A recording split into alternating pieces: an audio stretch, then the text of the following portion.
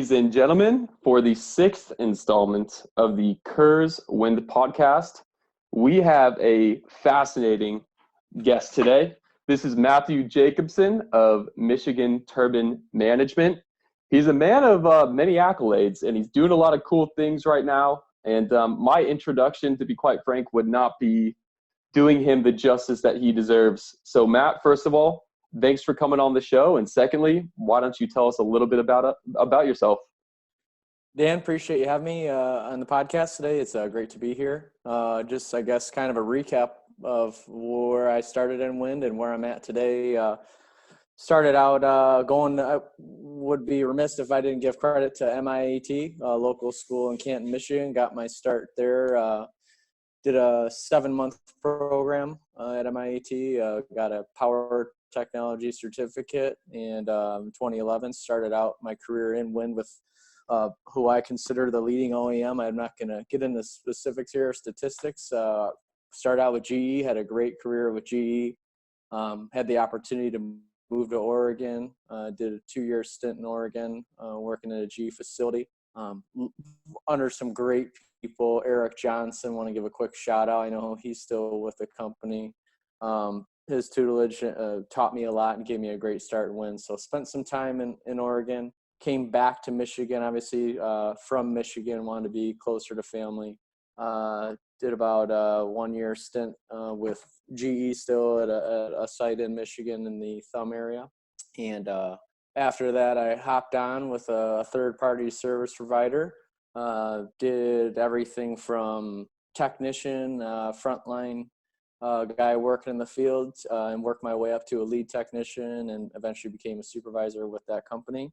And then jumped on back into the leadership role, so to speak, with a company that decided to go self-operate, and eventually started MTM.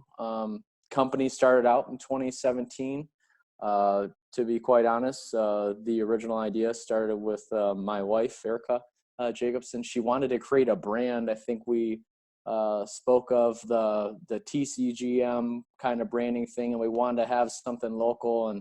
And she came up with the idea, helped out with the logo, and we're kind of bouncing ideas off each other. And we just had a conversation like, what if we could make this much more? What if we could not just be a brand and we could actually offer services to local Michigan turbine owners, because we saw the growth. And so she kind of manages the brand. I'm kind of trying to get this servicing off and running. And we hope with the growth that's coming here and some changes in 2020 and 2021 that we're going to get an opportunity to provide a service that, to be quite honest, with the experience and what I've seen, it will be second to none, and I can guarantee you that. I'm very passionate about what I do, and thank you for having me. I think that's one of the most striking characteristics of you, Matt, is just how passionate you are about wind. And Right. Before we even dive into MTM, I need to just understand how you ended up in wind in the first place. So you mentioned MIAT, you did a 7-month program.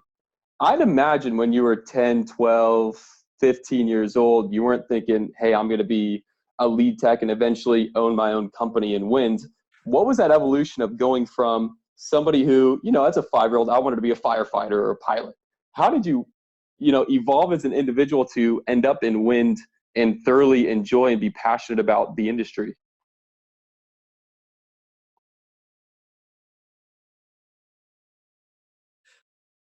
Yeah, let's be honest. Never thought about getting into wind.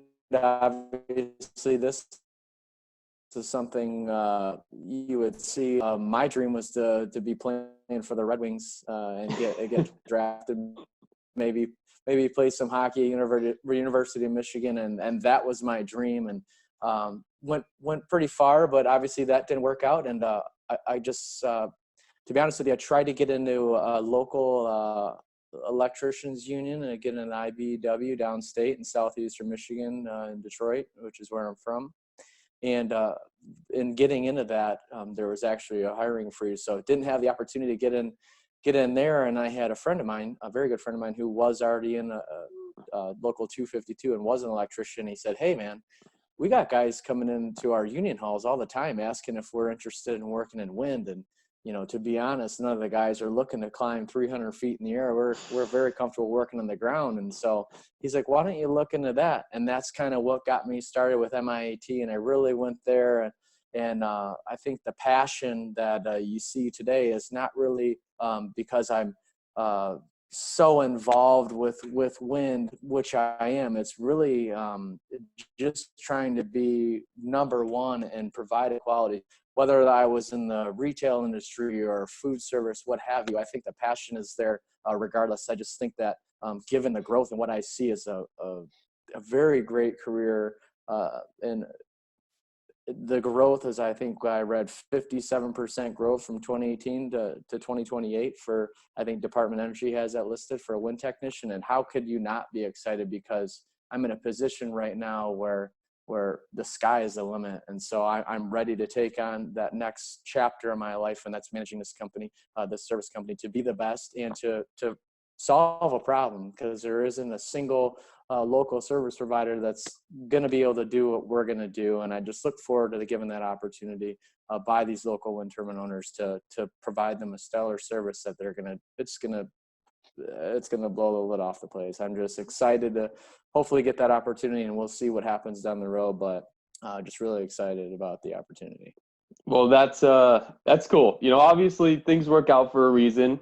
I played college golf. I thought I was going to be the next Phil Mickelson or Jack Nicklaus, Tiger Woods.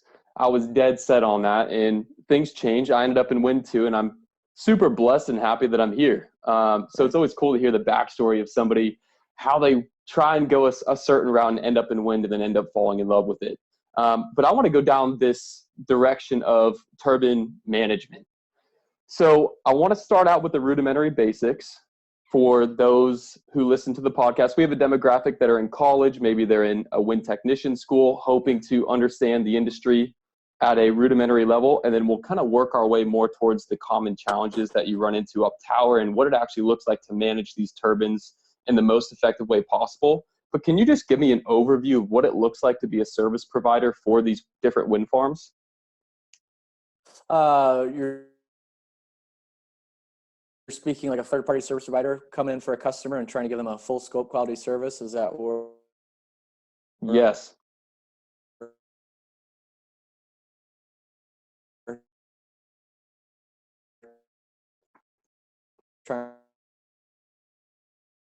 Matt, can you hear me okay? Capture here.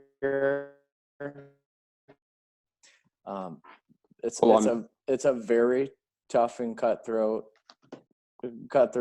business to be in. Seeing that basically, to give you a kind of a rundown, when I started out with General Electric, I was noticing that there were a lot of third-party service providers popping up everywhere, and doing a little investigation. It just really was a combination of things happening where you had people that started out with OEMs, so when wind was very small, and then eventually were given opportunities or created new opportunities for themselves in that third-party service world, were their leading organizations and taking lessons learned and kind of branching out and branching off on their own. So it spread very quickly, and a couple companies came and went, and there's still a few around there. But from a day-to-day level and problems with managing a wind farm, it really boils down to the personnel you have working in the field and the experience there. Because let's just say, for instance, you're missing the piece in the frontline supervisor and the manager realm. That can be made up for in disguise with an elite level service team. But if you have the management team, but you're lacking the guys, the frontline contributors, boots on the ground, so to speak, that's absolutely going to be exposed, and you're going to see that in availability and maintenance completions and so on and so forth. So a lot of variables that are tough to manage. Morale's huge and keeping people happy, which is in any career, but safety comes in huge. There are just so many variables to worry about, and you always got somebody to worry about knocking on the door, trying to come in and take that contract away from you. So it's just so many things you have to be aware of as a manager. to make sure that you're doing things safe, you're executing as expected, you're adhering to the contract that you have with that customer, and just keeping everybody happy. And that's including the guys that are doing work in the field. And I feel that's probably one of the most important things, and most one of the variables that might get overlooked a little bit, is making sure you keep that morale very high with boots on the ground. Can you walk me through the morale and how you keep that morale high as a leader of a technician team? You've started as a technician. You worked your way up as a site manager, or as a lead tech site manager. You've done a ton of different things in Wind now at the management level. How do you even keep morale high with these guys, especially in Michigan? I've been in Michigan in the middle of February. It's -20. You know, a turbine faults. Maybe it's in the hub, a pitch motor, something happens. Not a lot of guys are going to want to go and climb this 300-foot tower, climb down into the hub, and then have to do a pitch motor swap out. How do you make sure that the culture is strong with your team? Yeah, so I mean, all weather aside, when you get guys going in a year 8, 9, and 10, they're not excited to go up tower, even if conditions are perfect. Let's be honest. But yeah, so that's a very tough thing to manage. So what I plan on doing in my current role is front loading some performance-based incentives around the safety space, and also around some key performance metrics with regards to completion times, so on and so forth, with the preventive maintenance cycle and other accolades within that. But from my history, it's really trying to recognize good performance, and also recognize poor performance, and see what you can do to help. I often find that you tend, as a manager, it's very easy to get sucked into the, hey, you're not doing well, you need to do this, but yet you give no direction in the process. I think these technicians, if they're lacking in a certain area, that's fine to recognize it, but you also need to be a part of the solution and say, hey, what can I do to help you boost your motivation or keep your morale high? What's going on in your life? Let's have a chat real quick, and let's see what's going on, and see if I can help you, because I don't expect you to be as good as that person, or as technically savvy as this individual. I just want you to be the best you. So just finding these little niche areas where you can motivate people is key. And you can pay somebody $1 million a year, but if you don't recognize good performance on a regular basis and execute that appropriately, it really isn't going to matter at the end of the day. And at the end of the day, you're going to have a bunch of people that are going to do the bare minimum to get through the day. So I think the most important thing as a frontline supervisor is just, one, to fully understand your operation and the individuals and how they contribute to that, and recognizing when they're going above and beyond and doing things. Because when you recognize it, you're going to essentially tell them, hey, you know, he's noticing what I'm doing here. I'm going to continue to do these things so I can get noticed down the road. If you're missing that, you're going to have a guy sitting in a chair on a cell phone, and you're going to have to beg him to get out there in the -10, -20.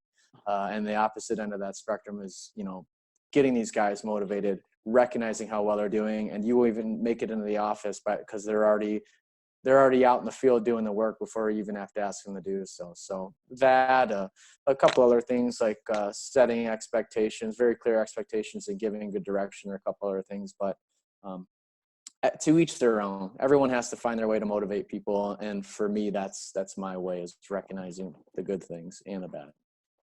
I would agree. Honestly, based off that little spiel here, I'm ready to run my head through a wall. So Yeah, let's go.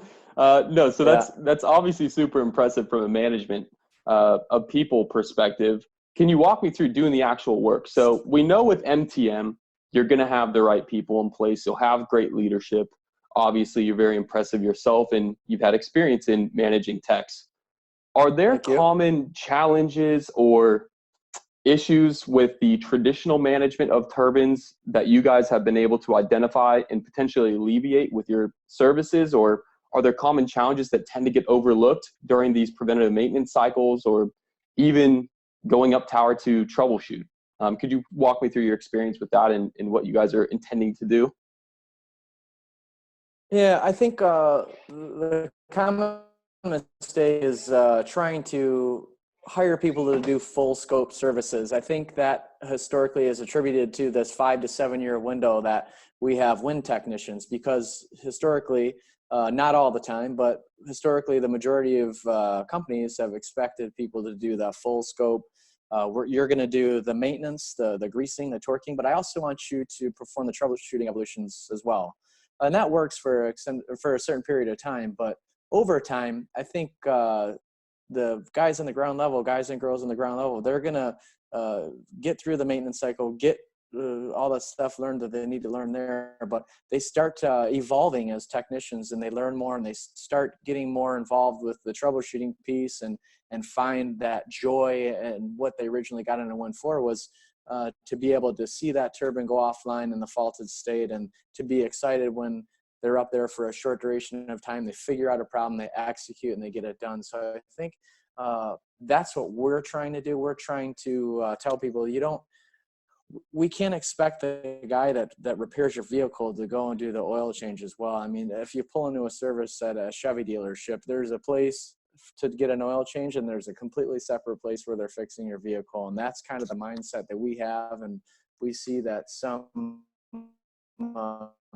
Michigan owners are embracing, and I really believe that's the key to service team that's there to specifically fix the tower. So the minute that tower goes offline, they're attacking it. They're out there in the field, and they're doing what needs to be done. They're utilizing that knowledge they've acquired over the years to get that tower up and running as quick as possible. And then we want to come in, we want to be that meat and potatoes, greasing, cleaning, torquing team that's come in there and tackle that, so you don't have to worry about that.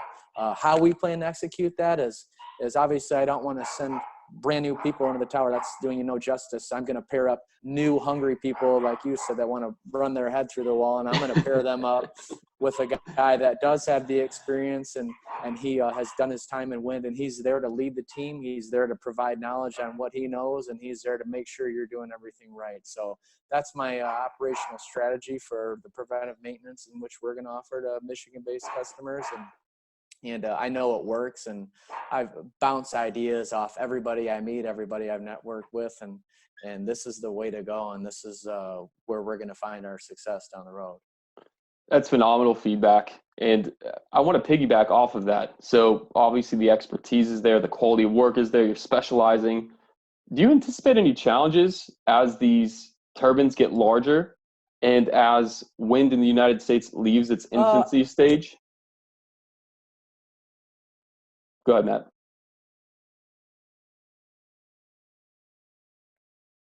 I can't speak to the obviously I think that the turbine size and how big they're getting, the technology is also advancing with products such as the 3S lift, where essentially you eliminate the climb altogether, which I firmly believe in. That's one of the key pieces. But the turbine size increasing, all that's going to do is increase the amount of product used when it comes to the preventive maintenance cycle. But I don't foresee any problems, so to speak, or issues to run into there, given the fact that you're going from, an average of maybe like a 2.5 megawatt unit all the way up to a 3, 4, 5. I mean, that's going to happen, but don't foresee any issues there. That's interesting. So as somebody who's not, I obviously don't do the work on these turbines. I'd assume that the larger the components, maybe the more volatile they become, or the more prone to fail. But it sounds like what you're saying is the technology is advancing at such a quick level that you don't anticipate more failures, maybe less failures. The only difference would be more grease cartridges to bring up tower. Would that be correct? Yeah. I mean, it's just going to, you're going to upgrade your product, and it's going to take more product to maintain that product. I mean, that's very, I don't know, that's not a great way to look at it, but it is what it is. The technology, I guess that's happening with the towers in the field, and where you're seeing GE's new tower, the Halixate or whatever that's called, hearing about that.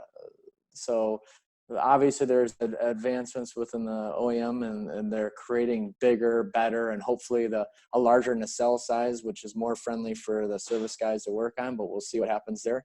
But yeah, there's not going to be any increases in failure. I think the increases in failure rates really comes down with cheaping out on some of your subcomponents within motor pumps, within a generator, within a gearbox. And say you save 3 cents on a seal over a certain amount of product, and what does that do for you down the road? I think that's maybe as long as while this technology is advancing, we don't see any cheaping out, so to speak, on the subcomponents within these towers. I think we're still on track to keep up and have the technology advance for the guys that do the services, as far as the lifts that are installed and auto lubers, other things that are going to come along the way. Hopefully we don't get to the point where we got AI up there repairing the tower and servicing the tower before we can get to it. So that would be a sad day. Yeah, having robots just repairing everything inside the nacelle. Right. It concerns me. Not so much in this industry. I don't know how far away we are or where we're going to be in that realm, but we have a bunch of robotics technicians that go up there and repair the robot that does the work up there. And I'm speaking probably 50 years in the future, hopefully 50 years in the future, but who knows? Man, if we had a few hours, we could easily go down that black hole of a conversation about robotics and the future of AI. But I'll dial it back just a little bit, because actually one of my questions I wanted to ask you is, do you foresee any new technologies now that are being introduced to wind as changing the way that maintenances are performed? I'm trying to think. You mentioned auto lubers. I don't know if they're necessarily a new technology, but is there anything else out there that's basically changing the way that you guys are able to do your work when you are up tower and making it easier on the technicians? I don't see anything newer. I think I've seen more growth probably 5-6 years ago. I can't recall the first tool we used in the hub for torquing a GE wind turbine. Can't recall the name of that, but I remember when the ERAD came out, and that tool was tremendous, and that's still used today. And obviously there's advancements within that tool. But the tooling is where you see the majority of the advancements. Like you said, the auto lubers aren't new.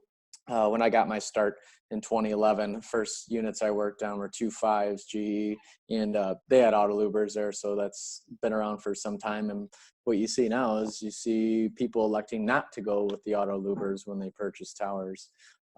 So it's kind of wishy-washy there, and who chooses to go that route, who doesn't. But I see more of the advancements in the products, such as the 3S lift, and how we get the technicians up the tower.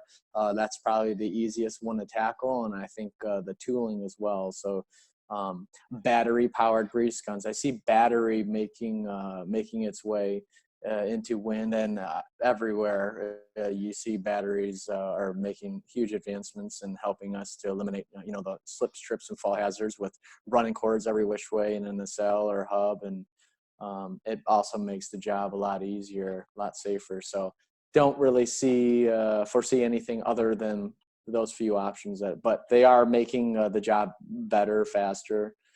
So we'll see. I'm going to learn right along with you when these products start making their way and making our lives easier. Certainly. No, I think it's going to be very interesting to watch the evolution over the next decade of wind and the different technologies coming out. You have things like the ultra capacitor now that's replacing the pitch batteries. There's a few other products out there that are really on the brink of innovation and really changing the way that the industry operates. So it'll definitely be really neat to be able to see how things change and evolve. But I think the principle of having strong maintenances and strong teams to be able to work on the towers will never change unless we go down the robotics rabbit hole, which I don't think we're at a point in time where we have to necessarily go down that. I actually reached out to some people for the next question on LinkedIn, my personal Facebook, and a few different places about, hey, what do you guys want to know about turbine maintenances? And the number one question that I got, and I wanted to ask you, and this could even be for people in the industry, technicians, maybe they're not 100% aware of it, but how are you graded? How do you know that you've done a good job? Let's say there's a year where winds were low. There was an issue with maybe a gearbox serial number or some sort of gearbox issue in all your towers. So a lot of towers were down. Maybe there's some blade damage that was caused. but you guys are still up there doing your work and doing your best job. How do you guys ultimately say at the end of the day, month, quarter, year, we've done an excellent job, and here's why? Yeah, I think a lot of people make a mistake. A lot of companies make a mistake in this space, and they go right to availability. And I've thought about this a lot. And they think I've heard the argument, and this is verbatim. Look how well we ran that site over there. Our availability was 98% for the year. Well, that tells me that you had a great product, great equipment, that ran 98% of the time, because I think that the key variable here and the key metric you need to look at is the return to service time. Because you have a tower fault, I want to know from the time of fault to the time that tower went back online, what does that look like? What does that metric look like? Because I think that tells you what you have as far as technicians, the knowledge level of those technicians, and how much drive they have. And that, to me, is the key variable that needs to be looked at. But historically, what you find is the immediate go-to is the availability. How available were we? And, if I have a brand new Tesla there that runs like a champ, that doesn't mean I'm a great mechanic. That means that I have a great product there that runs very well. So that is my key component that I look at with regards to the product at the technician level, the frontline guys, what they're doing day-to-day basis. I say, that tower faulted at 7:20. That was return to service at 7:45. I mean, great. How did you accomplish that? How can we replicate that? How can we continue to motivate people to do that? And that's where you're going to find your quality level technicians. And that goes back to the recognizing work like that. Obviously safe. We don't want anybody racing through a project, but that's the key component to know how well you're doing, how well you're executing at the service level.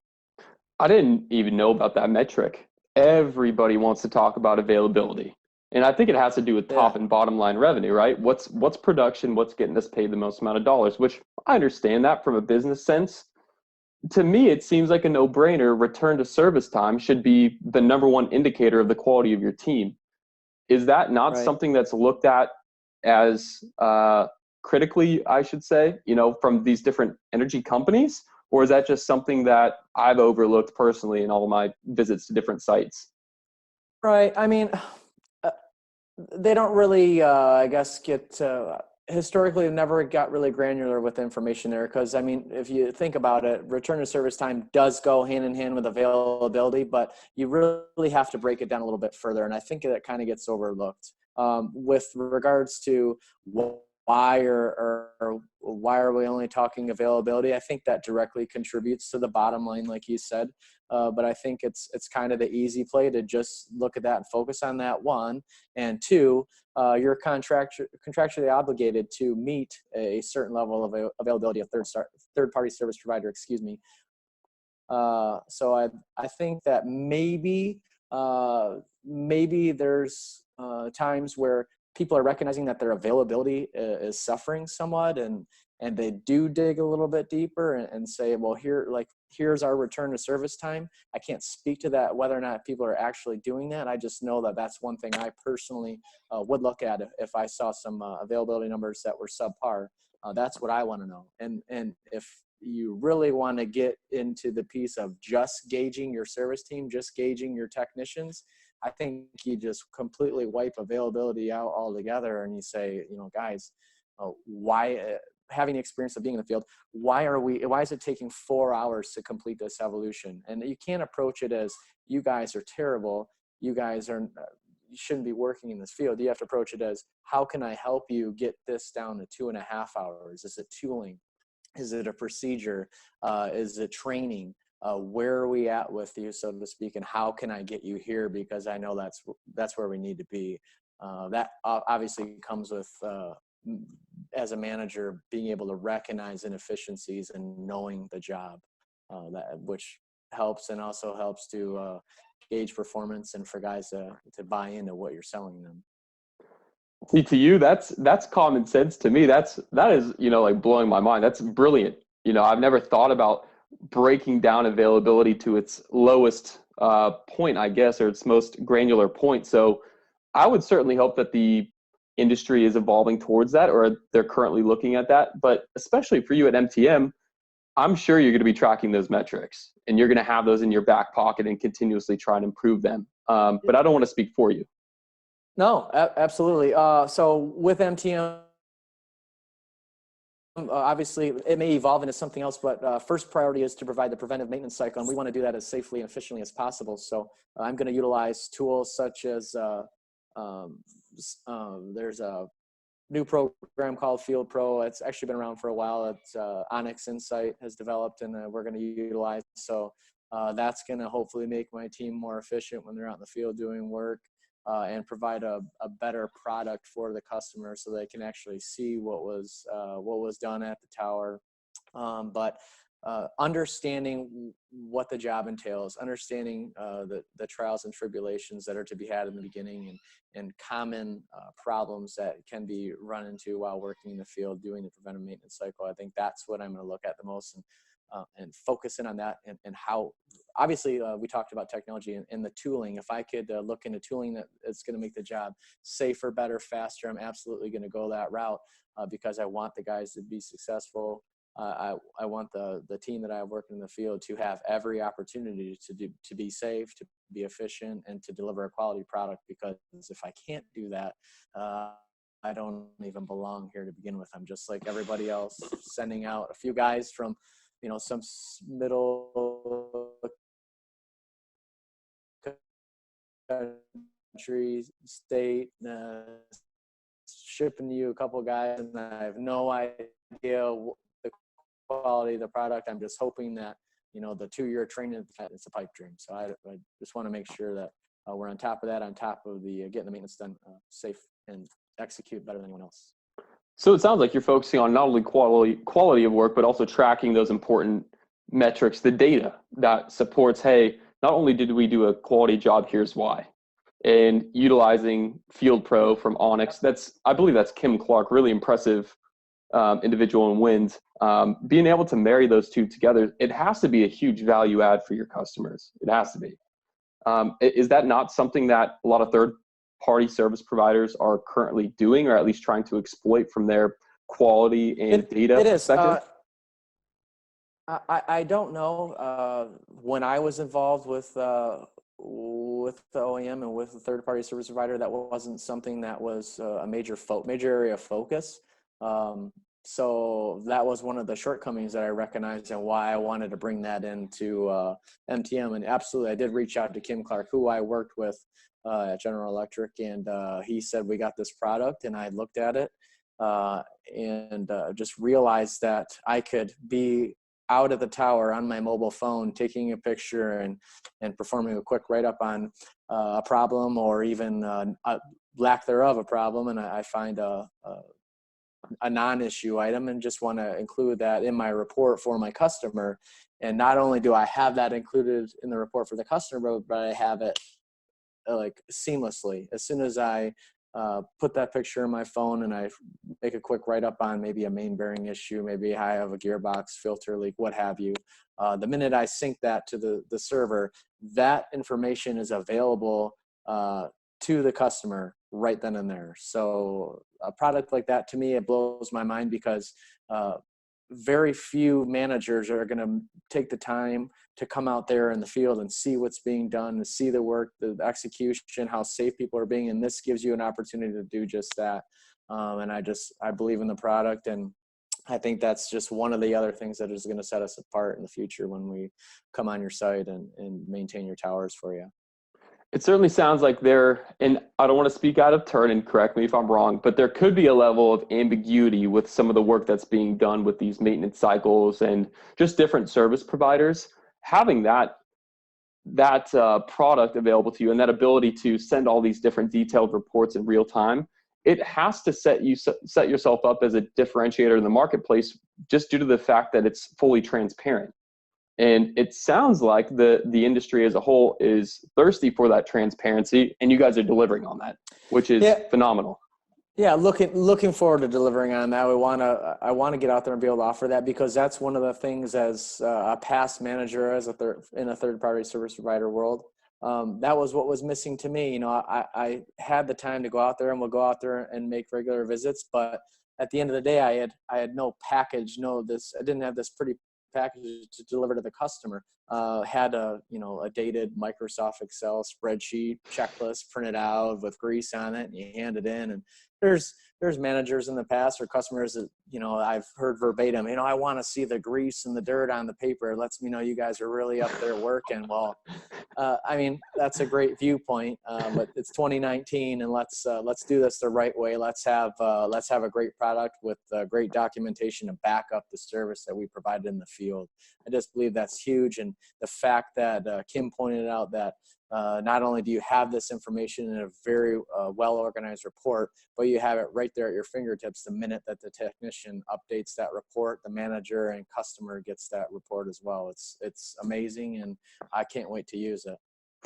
Oh, I'm pumped, honestly. I hope to see some of these reports. I know there's non-disclosures or whatever is going on, but I'd love to eventually be able to dive into a report, into a maintenance cycle, heck, even climb and see what it's like for the guys, because they're doing tremendous work. What you're doing, innovating and furthering along the third-party service provider industry of wind, is fascinating.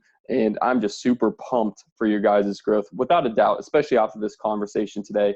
I think you're going to be a leader not only in the Midwest, but heck, maybe even across the country. Do you guys have plans of expanding outside of Michigan, or are you trying to take care of your home base first and then see what happens after that? First things first, I want to close some deals in Michigan. I need to do that. I need to be able to do that. And just to be completely transparent here, did not start this company. We did not look into becoming a service provider just so we could become millionaires. I came in here to address a problem. And the problem was, when it came time to get good contractors and to get good help to come in and complete that preventive maintenance cycle, you had to beg for somebody to show up there, and you were pretty much at their leisure. And I want to eliminate that. Secondly, when you got somebody to your site, it became very clear that they were strung out from traveling, and they had problems at the home front. I mean, you name it. These people are traveling all over the place with the amount of growth in wind. And how can you blame them? How can you blame somebody that's been away from home for 3 months to not have a great attitude when they show up on their site? So I'm just addressing a problem, and I want to give the local Michigan technicians an opportunity to come back home, to work in Michigan, to get out of Texas, get out of Iowa. I know of people personally that are trying to get back here, and I want to give them that opportunity, and I want to give local customers the opportunity to get a quality product for a cheaper price. And it's not a cheaper price because the service is subpar. It's a cheaper price because I'm not going to hit you with the mobility costs that other people are. I'm going to provide you local technicians from a local company, an experienced company that's going to come out and deliver a product that's second to none. And we have a report that you're going to see right at your fingertips from your laptop in your office immediately. The minute we have it done, you see it. And I want people to experience this because I feel very passionately about it. And once this opportunity comes, watch out. Now, as far as expansion, maybe I would be interested in expanding, but I don't want to become so large that we're just another company out there just sending technicians everywhere when they just want to be home. So if there's a need, yes, we'll look into it, entertain it. But I know for a fact that there's a need for quality technicians and a quality company here in the state of Michigan, and I look forward to being that. I just got to give you a round of applause, man. If you want to take that clip and run a TV ad or a Facebook ad, put it on YouTube, that was phenomenal. You normally at the end of these podcasts, I have to wrap up, what the company's all about. But that right there, man, you got me fired up. I think that was a phenomenal delivery about your guys' value add and what you are trying to accomplish with the company. It's not just trying to land these service contracts to you. It's much deeper than that. And it starts with your home state of Michigan. And to me, that is impressive. Right. I can stand behind that. And I think it's just phenomenal what you're up to. And that was awesome. Really. I think I need to cut that clip and replay it everywhere. Because, heck, you might even want to consider running for, president with that sort of delivery. So, no, very, very nicely done, Matt. And I appreciate you, sharing a lot about MTM. If you're okay with it, I've got some rapid fire questions that I'd like to tangent into. Are you cool with like 5 or 6 questions? Answer them like this, like a bullet round. Shoot, I'll try to be as fast as possible. Be quick. All right. Firstly, what is your least favorite job that you've ever had to do up tower, without throwing anybody under the bus? Torquing outside blade bolts in January. So if you can imagine, by the time the snot runs out of your nose, it doesn't even have a chance to make it to your lip because it's frozen about halfway down. And you can't even feel your fingertips, without a doubt, outside blade bolts. Wow. So snot popsicles are your least favorite thing to experience in the wintertime. Next. Great. Next, biggest piece of advice to a new technician. Maybe they're at MIAT right now.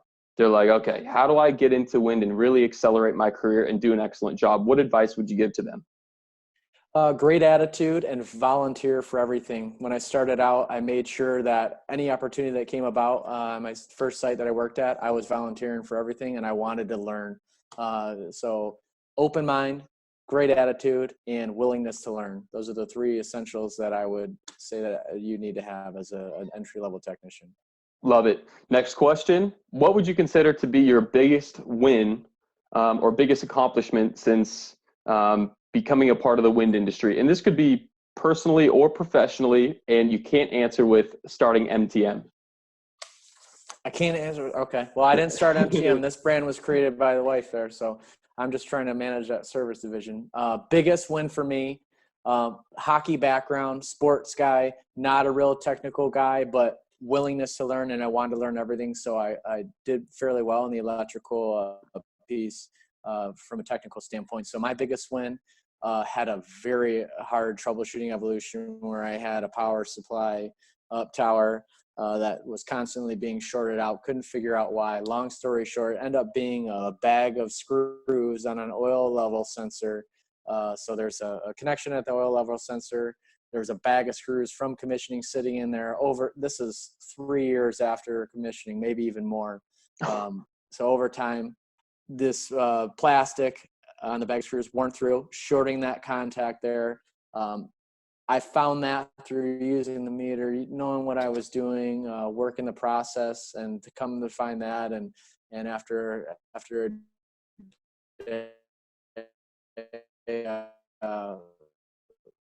trying to figure out something that seemed possible, having that relief. I'm going to go with one more.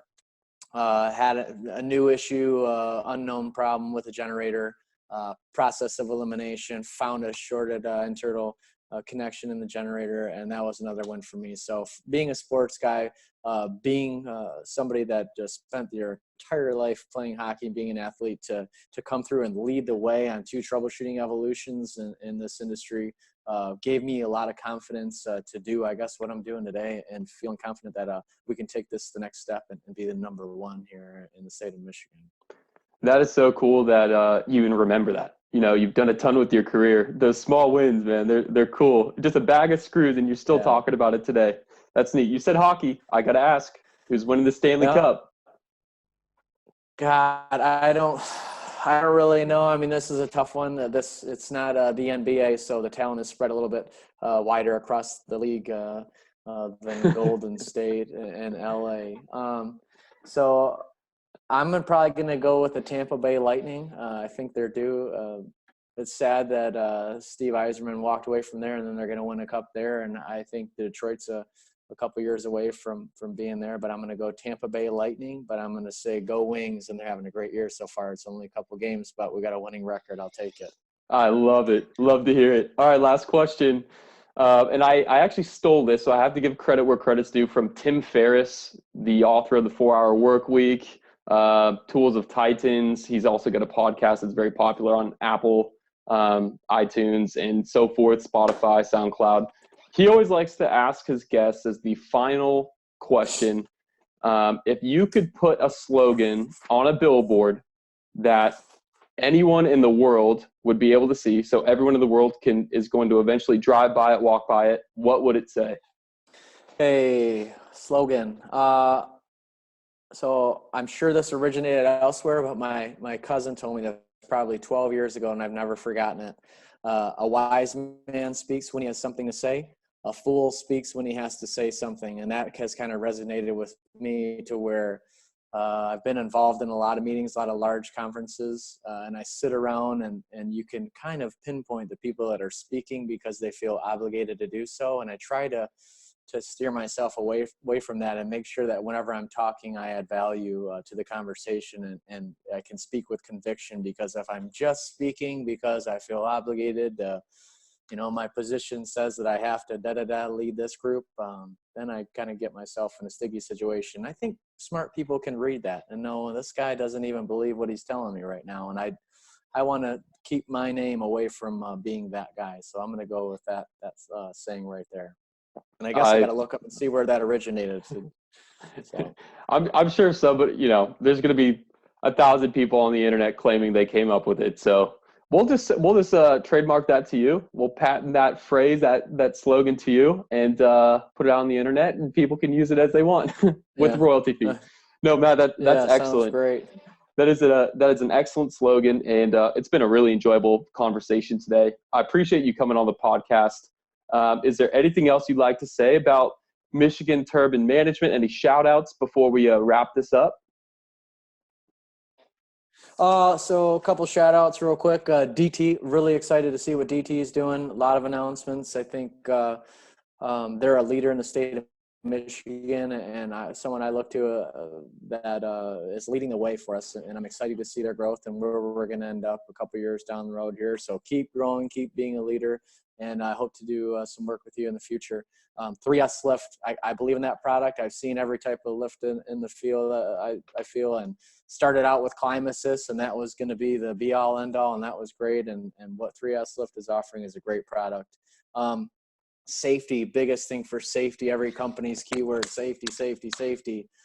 Strongest presentation I've ever had on safety, without a doubt, when we talk about the speaking with conviction, was Safe by Choice. Don't remember the gentleman's name, but if you go on safebychoice.net, watch the video under the About Us, and if you're not passionate about safety at that point, I can't help you, my friend. And then TSL, Tech Safety Lines, I appreciate the product. I love the product there, but training was great. And so this always boils down to people for me, and I think that the people that trained me from TSL a long time ago were really passionate about safety and really passionate about looking out for us, and I appreciated that. So I know there's a lot of companies out there doing great things. Ensign North America, I think Wisconsin, right? Yep. Right in your neck of the woods. So Gearbox Express, another great company that I see some things going on there. LiftWorks, I see these things on LinkedIn all the time, and I'm just really excited to see this technology growing where wins competitive. I remember conversation in the past, and to give you a quick story here, when I first started out on wind, I pulled up to a hotel in Oregon. I'm sitting down for breakfast, my first day in Oregon, and I hear farmers talking about how there's generators at the bottom of the wind turbine just to make them look like they're running and making money, and there's no wind to be had. And they obviously hated it, and it was hilarious to me. And I just sat there and like, what am I getting into? And here we are now, and those subsidies are going to go away, and we'll see what happens. I just really am excited to be in renewable energy, and this is a great time, and I'm excited about the growth in my home state of Michigan. I look forward to working with everybody here. And shout out Red Wings. And shout out Red Wings. Go yes, Wings. Yeah, absolutely. Go Wings. I love it. Hey, I have no hockey team. I'm from California. I was supposed to be a Sharks fan, moved to Chicago. Can't stand the Blackhawks fan, so maybe I'll be a fair weather fan, like the Red Wings with you. Who knows? But, Matt, I do appreciate the time today. It's been an absolute pleasure. I will be linking in the show notes how people can get involved with your brand and your wife's brand. And then if there's any other inquiries that any of the listeners have, please reach out to Matt directly. Obviously, he's a stand-up guy, super knowledgeable about the industry in general. And it's been an absolute pleasure having you on the show. All right, Dan, thank you. And thank you, Kurz. Appreciate it. Great pod. Yeah, absolutely. We'll talk soon.